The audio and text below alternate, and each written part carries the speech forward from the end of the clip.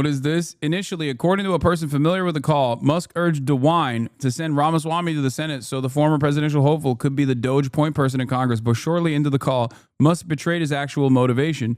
He said he found Ramaswamy annoying. Oh, it's awesome.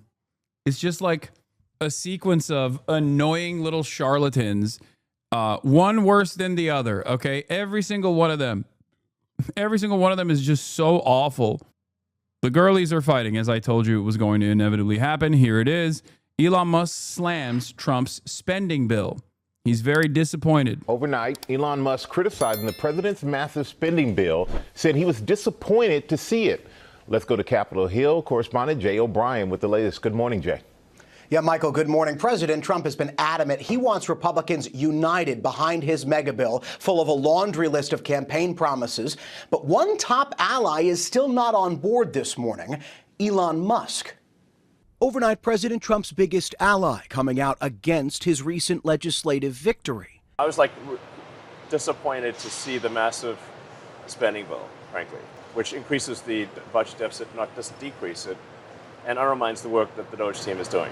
Billionaire Elon Musk, who pledged to take a step back from politics, slamming the president's bill, which was pushed through the Republican-led House. On this vote? I think a bill can be big or it can be beautiful, but I don't know if it can be both. My personal opinion. For days, Musk has hinted at his discontent with the GOP bill, but his latest comments underscoring division within the Republican Party over their own signature legislation. The massive budget bill includes billions to I am now become meme. Dark construction MAGA. of the border wall, along with billions more for defense spending and an extension of Trump's 2017 tax cuts, which government estimates find will increase the deficit by nearly $4 trillion over 10 years. But the bill also makes significant cuts, slashing SNAP food assistance and making changes to Medicaid that could lead to more than 8 million Americans losing their insurance, according to early estimates. Sounds great. Sounds awesome. This is exactly what the American working class needed. A swift kick in the ass, to kick them into high gear, to get back to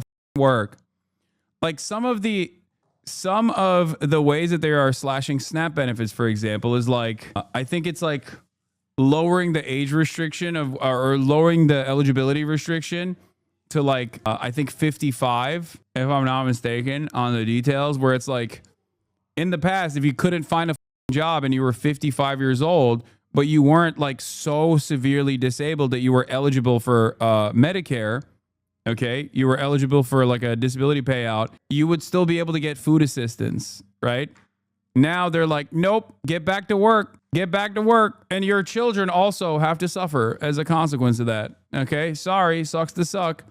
Your children will now starve. Yeah. Kids between ages 7 and 11 can starve as well. That's also great.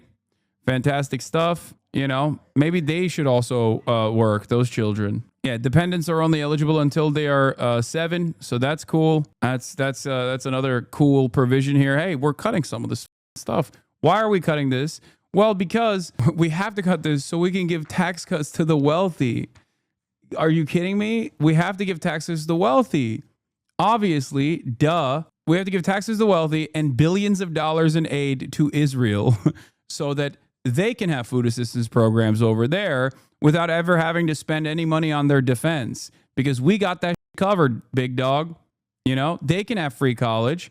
They can have free real estate, as a matter of fact, on occupied territory that is illegal. But, we got to do that. We have to keep it going. Now, Trump's massive legislative package is now in the hands of the Senate, where Republicans are expected to make significant changes and then send it back to the House. So the GOP infighting over this bill is far from over. Robin. All right, JR, thanks to you for your reporting.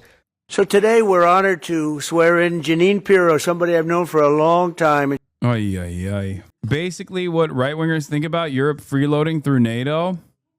Why is Elon against it? I'm not entirely sure what Elon's arguments against it are. I think he's just edging. I think he just thinks it's not cutting the deficit. He's become this big deficit hawk with Doge. I'm Cacius Maximus. I'm Doge. It's not enough. It's not cutting enough. I'm Elon Musk. It's not cutting enough.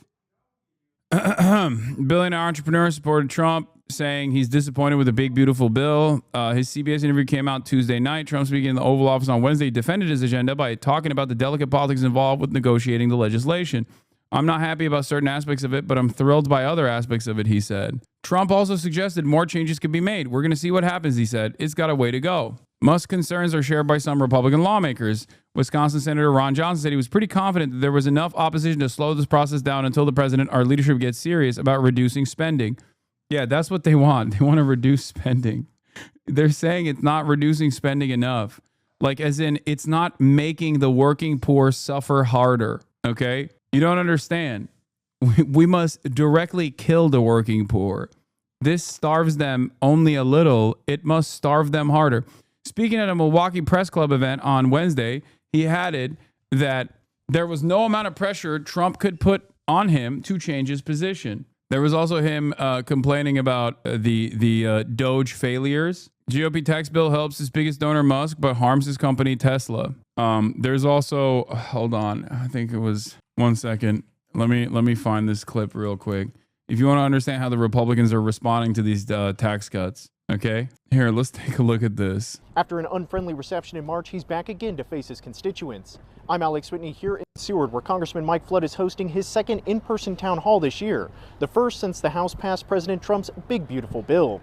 His first in-person town hall in Columbus back in March was rowdy, and things didn't change much for Congressman Mike Flood when he took the stage again in Seward. Elon Musk and President Trump is a crook. Looking into the spending, the waste, fraud, and abuse. The concerns from constituents were unchanged. Many expressed fears that the impending cuts to Medicaid and SNAP assistance could be devastating for low-income Nebraskans. This bill is creating winners and losers, and I don't see how anybody could vote for a bill if they don't know who are winners and who are losers. Flood tried to defend his efforts on the House budget bill, now known as the Big Beautiful Bill, but the crowd was mostly unconvinced. Even a president. Do we have a longer clip from this? Because it's pretty good. There's literally like take part in every. There is like straight up. There's so much back and forth on this. Here, I'll play this real quick. A number of you in this room disagree. Elon Musk and President Trump. Hold on. Looking into the spending, the waste, fraud, and abuse in this country is a good thing. It is a good thing. As it relates to medical research and funding, I am going to support that in the appropriations budget. Ultimately, the president has the authority to suspend, but if the Congress says you must do it, he must execute our laws unless there's waste, fraud, or abuse. Okay, next question. At your last town hall I attended in Columbus, you emphasized fixing the U.S. debt, as you have here also. Here's where I have the issue with believing that is true what you want. The Tax and Jobs Act under Trump added $3.8 trillion itself to the deficit. And extending these cuts, which you have voted for, will add another $4 trillion to the deficit. You voted for both of these, but it doesn't match your emphasis on reducing the debt. Tariffs won't make up for it, because they're either being used as negotiation skills or to help with U.S. debt or to bring back manufacturing or, wait, no, it's back to trade negotiations. Never know what they're for. Either way, it won't cover it. U.S. business is paying, So with all this emphasis on helping the working class and the deficit, why is it that only the rich benefit from this and the rest get stuck having to pay the debt later as we do with this bill? Say that last part again. Sorry. Why do we have to pay the debt later as we do with this bill? This is not going anywhere. Obviously, it's the thing that I care the most about. This bill,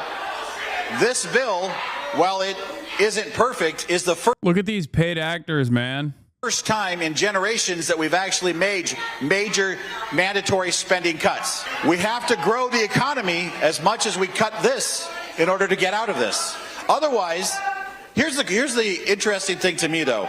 If we think this is uncomfortable tonight, imagine the day that comes when the bond market and people don't buy our 10-year treasuries. This conversation gets a lot harder. And I believe that we are at least going the right direction by cutting mandatory spending. There is no easy way out of this. All right, next question. All right. So, Professor Jason Stanley said that fascist politics intentionally distort the source of anxiety. A fascist politician has no intention of addressing the root cause of hardship. The deficit and wasteful spending are a distortion from the fact that What's up, Mr. Hamas Diddy Piker? Guess the ban wasn't long enough. Thank you for coming to the broadcast, chatter. Maybe you can learn a thing or two about what the Trump administration is doing to people like yourself. Hopefully you'll be able to, at least by accident, understand like a little bit about what your future looks like. you and other million and billionaires are personally benefiting from the tax breaks that come at the expense of social programs and regulations. It is not addressing the cause of our hardship. That is, the president is destroying our democracy by defying the courts and the Constitution, attacking and silencing free speech in the media, allowing security breaches, erasing history, using tax dollars and presidential power for personal gains, blaming DEI and using it to discriminate, and promoting eugenics and genocide, all while showing signs of cognitive decline. Your votes, actions, and inactions show that you are a fascist politician, so please explain how you are. Dude, these are Nebraskans, okay?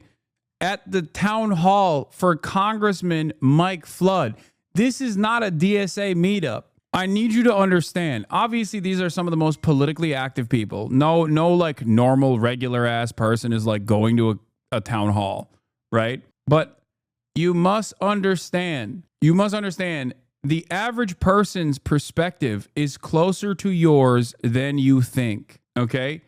The average person's perspective is closer to ours in this community than the way the media represents these issues. Not encouraging fascism, and are you going to invoke articles of impeachment against Trump? Standing ovations demanding articles of impeachment for Donald Trump. Look at the Barbaras and the Debras in this room. I get that you get an applause line when you call me a fascist, but I'm not. Oh God, he's such a weenie. He is such a weenie, dude. You know, you're calling me a fascist, but I'm not. This is so funny because you're just broadcasting your L, dude. He's like, I get that calling me a fascist is actually making everyone in the room stand up in thunderous applause. But I'm not. Being mean to me is illegal. Why are you mean to me? I am not a fascist. I'm an American, and I would never call you something like that. But I can tell you, at the end of the day, we have to live in this country together. I have an opinion about the debt. I believe that we need to cut spending. I believe that we need to figure this out before our financial markets fail. And I will do my best to stand up for you and the There's nothing funnier than being like, I love Donald Trump, and I'm working to make sure the financial markets don't fail. When Donald Trump seemingly every day is trying to make the financial markets fail. Okay? What is this? Initially, according to a person familiar with the call, Musk urged DeWine to send Ramaswamy to the Senate so the former presidential hopeful could be the Doge point person in Congress. But shortly into the call, Musk betrayed his actual motivation. He said he found Ramaswamy annoying. Oh, it's awesome. It's just like a sequence of annoying little charlatans, one worse than the other, okay? Every single one of them is just so awful. It's the Spider-Man finger point meme, but also everyone is just, I don't know who's worse. Elon probably. Like, think about these guys: J.D. Vance, Elon Musk, Donald Trump, Vivek Ramaswamy. Too many big personalities in one room, you know?